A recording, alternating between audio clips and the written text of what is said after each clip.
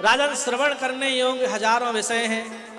आजकल कथा सत्संग किसी के कान में सुनाया जाए तो उठ करके चले जाते हैं, कई जगह माइक बंद करवा देते हैं,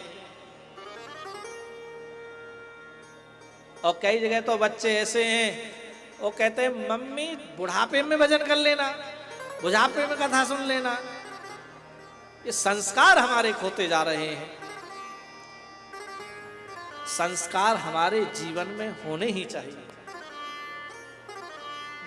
अच्छा, कई तो माँ बाप पल्ला झाड़ लेते हैं, ये कहकर मैंने कई घरों में देखा, ये बच्चे कैसे हो रहे हैं। अरे महाराज जी कुछ मत कहना, उनकी जिंदगी है, उनको करने दो जो कर रहे हैं वो, और वही आगे चल करके दुखदाई बनते हैं।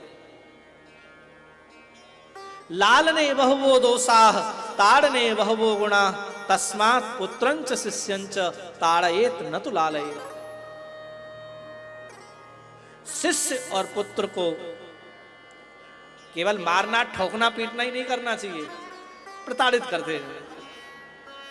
ये नहीं है कि छूट मिल गई तो साफ ठोको पीटो मारो, ऐसा नहीं। जहां गलती लगे आंखों का डर दिखाओ कि बेटा नहीं, हमारे ये संस्कार नहीं है। हमारा जो परिवार है, हमारी जो संस्कृति है, वह ऐसा करने को नहीं कहती। बेटा बड़ों का सम्मान करें, राम कृष्ण की कथा को अपने जीवन में उतारें, ये प्रयास करें। देह गेह पुत्र परिवार में आसक्त अपनी आयु को खत्म कर रहा है, व्यतीत हो रही है आयु। आयुर्नश्यताम पश्यताम प्रतिदिनम याति क्षयं यौवनम। पल पल आयु बीत रही है, हर श्वास कम हो रही है। जीवन हमारा एक फूटे हुए घड़े की तरह है। घड़े को देखा है ना, मिट्टी का घड़ा। वो मिट्टी का घड़ा, गर्मियों में उसमें पानी पियोगे तो कितना अच्छा लगेगा। और आजकल तो घड़े ही नहीं दिखाई दे रहे, आजकल फ्रीज लग गए, वाटर कूलर लग गए, और डायरेक्ट ठंडा पानी पीते हैं। लेकिन जो स्वाद घड़े में है वो फ्रीज वाटर कूलर इत्यादि में नहीं है। घड़े में जिस प्रकार से एक छेद हो जाता है और धीरे धीरे एक एक बूंद टपक टपक के वो घड़ा खाली हो जाता है, उसी प्रकार से हमारा जीवन है। एक एक श्वास कम हो रही है, कम हो रही है।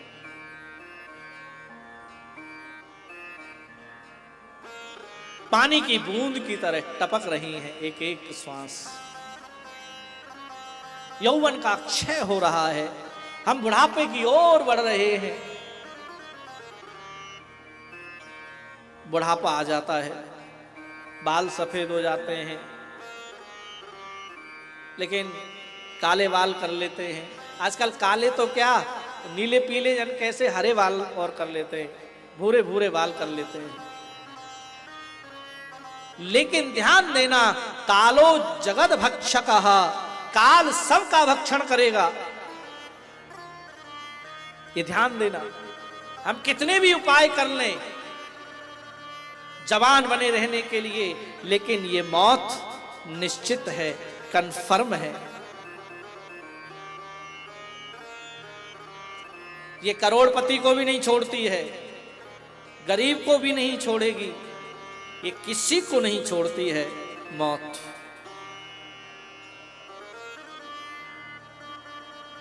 इसलिए जितासनो जितश्वासो जितसंगो जितेन्द्रियः स्थूले भगवते रूपे मनः संधारये धिया। इसलिए आसन को हम जीते। आसन को जीतने के लिए ये यम नियम बहुत जरूरी है। एक आसन पर बैठने की आदत डालें, फिर श्वास पर काबू पाएं, फिर संग को हम जीतें। जब हम संग को जीतेंगे तो निश्चित ही हमारी बुद्धि शुद्ध रहेगी। क्योंकि आप जैसा संग करेंगे उसके विकार तो हमारे अंदर आएंगे ही, वो विकार हमारे हृदय में ना आने पाए यह प्रयास करें। तब इंद्रियों को काबू करें। देखिए, इंद्रियों पर विजय प्राप्त करना तो बहुत मुश्किल है। इस दुनिया में आकर के कोई ये कहे कि मैं जितेंद्रिय हूं, तो ऐसा नहीं हो सकता भैया। क्योंकि काम ऐसा, क्रोध ऐसा, रजोगुण समुद्भवा, काम और क्रोध से तो ये शरीर उत्पन्न हुआ है, और उस विकारों को आप कहां ले जाओगे? हाँ, संयम आप रख सकते हैं, लेकिन जीतना बहुत बड़ी बात है। बड़े बड़े ऋषि मुनि, उनकी भी स्थिति खराब हुई। इसलिए संयमी पुरुष बने।